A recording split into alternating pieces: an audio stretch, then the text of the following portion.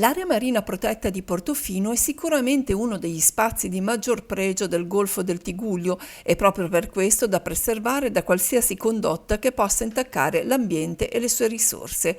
Un protocollo d'intesa tra l'area marina e la Guardia Costiera punta a garantire il rispetto di queste norme che riguardano anche l'attività di pesca. L'area marina protetta ha diverse aree con un diverso livello di tutela e a volte siamo costretti ad intervenire perché molto spesso unità allocate, quindi di persone che non conoscono la normativa locale, entrano in zone vietate e in questo caso ci costringono appunto ad intervenire per sanzionare determinati comportamenti. Il monitoraggio dell'area viene effettuato sia via mare sia da terra attraverso un sistema di videosorveglianza. Quest'anno sono state installate due telecamere grazie all'area marina protetta che sono presenti nella nostra sala operativa e quindi sono monitorate dal nostro personale, una che va a verificare appunto il corretto ancoraggio delle unità da crociera che non invadano la zona dell'area marina protetta. L'altra è una telecamera performativa che ci permette di verificare appunto i comportamenti non corretti. I controlli ai diportisti sono estesi a tutta l'area di competenza della Guardia Costiera San Margheritese, da Portofino a Moneglia, con l'obiettivo di garantire una navigazione sicura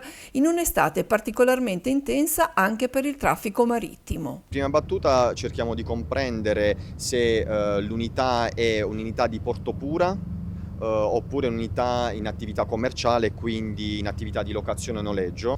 Successivamente vengono richiesti i titoli abilitativi qualora richiesti per la condizione del mezzo, che ricordo che unità al di sotto dei 40 cavalli non necessitano della patente nautica, mentre al di sopra sì. Non si esclude che qualora vi siano dubbi rispetto alle informazioni acquisite in mare si possa in qualche modo approfondire poi a terra negli uffici attraverso i nostri sistemi informativi che appunto ci possono restituire delle informazioni più specifiche.